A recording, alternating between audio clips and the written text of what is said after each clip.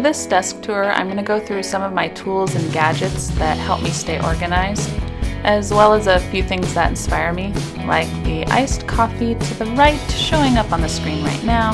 I'll try to remember to link the recipe to that coffee in the description box below. It's so good and so much cheaper than Starbucks. So I'm going to start to the left of my desk with my bookshelf. It holds most of my music books and a few other random things.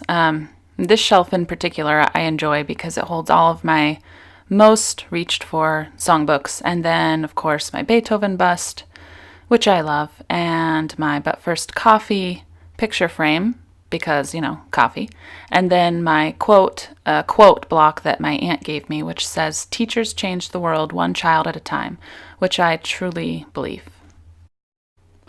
If you're interested in anything you see in this video, be sure to check the description box. I'm going to try to link as much as I possibly can there so that you can read more about it and see if you'd be interested in getting it. So at the top of my bookshelf, I have our NAS, which is our network attached storage device, and then we have our cable modem, and then to the right of the cable modem is our 2 hard drives, which store all of my digital files. And then to the very far right, we have that white UFO looking thing, which is our Wi-Fi access point. Don't be tempted to be impressed with all this techie stuff, because my husband is definitely the one who set it all up and understands how it works. So again, in the description box below, I'm going to have him explain some of that stuff in more detail. And now we're finally to my desk and looking at my possibly still alive orchid. I know the leaves look green, but that's deceiving because the last time I shook out its roots and looked carefully, most of them look dead. So I'm really not sure what's going on with this orchid. So if you have any tips or tricks for orchids, then I'm all ears. So next to my orchid, I have my Datex timer cube, and I'm showing here what it looks like on all sides. So basically, you just set it down on your desk with whatever number you want on top. That's what it'll count down for. And then if you want to change times, say in the middle, you can just flip it and it'll automatically change the time. Now, I don't know if I would recommend this timer for students to use, but definitely for your own use in the classroom if you want to give the kids, like, let's say 5 minutes to clean up the room or whatever. Flip it to 5 minutes on your desk, and I think that's fine. But it is made of plastic, so I really can't attest to how much it would hold up to students using it. Most of you watching this right now probably already know that I work from home, which is why I have such an elaborate monitor setup. I didn't initially start out with a double monitor system, but it just happened that after I stopped using my husband's laptop, and I got my iMac, I had an extra monitor left over. So that's why I have a double monitor system, and I'm really glad that I do, because with as much work as I do with PowerPoint and other editing systems, it just really comes in handy. On my iMac screen, I have a desktop organizer, which is what those kind of transparent white boxes are, and those help me just to keep all of my folders organized on my desktop, of which I have tons all the time.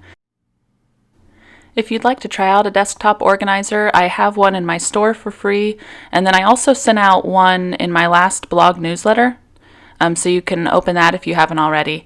And I could also make the one that I have up on my screen right now for all of you, and I could send it out in my next newsletter, so if you'd be interested in that, just let me know in the comments section. My second monitor holds my blotter app. The blotter app is this gray box right here.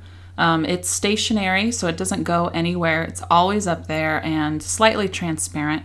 It's synced to my reminders and my calendar app on Mac.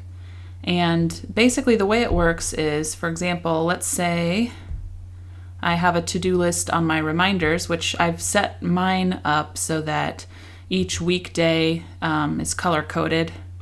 That way, when it pops up over here on my to-do list in the blotter app, I can see by the color when that task needs to be finished.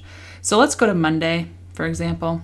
And as I'm recording this, it is Monday. So let's say I want to add to my to-do list to drink more coffee, because I always can drink more coffee. Okay, so once I hit enter, That task then is automatically added to my to-do list on the Blotter app. And then when I'm finished with drinking coffee, probably not today, but let's pretend I am, then I just click, it disappears from my reminder and also automatically disappears from my Blotter app. And then the other cool thing is, of course, that it's synced to my calendar. I have nothing going on this week, apparently. But let's say I wanted to schedule lunch for some reason with someone. Let's say lunch at Panda with Brandon, which consequently is what I ended up doing today with my husband because we had no food in the house. We'd forgotten to go grocery shopping. So anyway, I'm going to hit enter.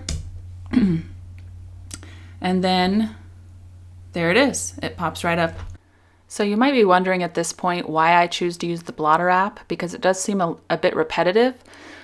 But I like the fact that it's stationary, so I can click anywhere on that gray box and it's not going to move.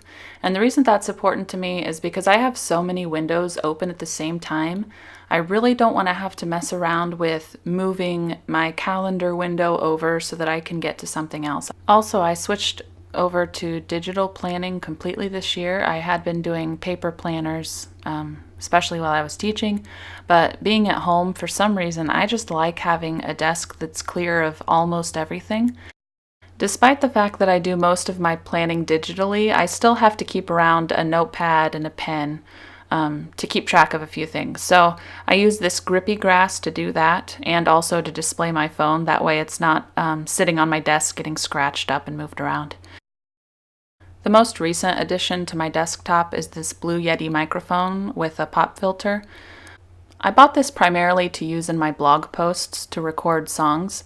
I've been playing around with it a bit though, and I'm still having a hard time finding the sweet spot to play my guitar and sing along and to get a good sound.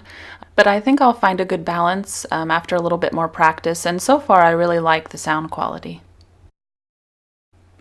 The next thing I wanted to focus on was my keyboard and trackpad, mostly the trackpad though. When I first started working from home, I started getting wrist pain from my regular mouse, and after switching to the trackpad and after a lot of practice getting used to it, my wrist pain went away. So if you're having similar issues, I would definitely give the trackpad a try. And the last thing I want to talk about is my desk chair. Now, to me, it's super comfortable, but others have said it's not. I think it's really a personal preference, but it's made to be used for 8 hours a day. I definitely get a lot more use out of it. But the reason I like it so much is because everything's adjustable, including the arms, and it also has an adjustable back support, which is helpful for me as well. And that's it for my desk tour. If you have any questions, leave them in the comments below, and I hope that at least something in this video was helpful to you. Thanks for watching. Bye.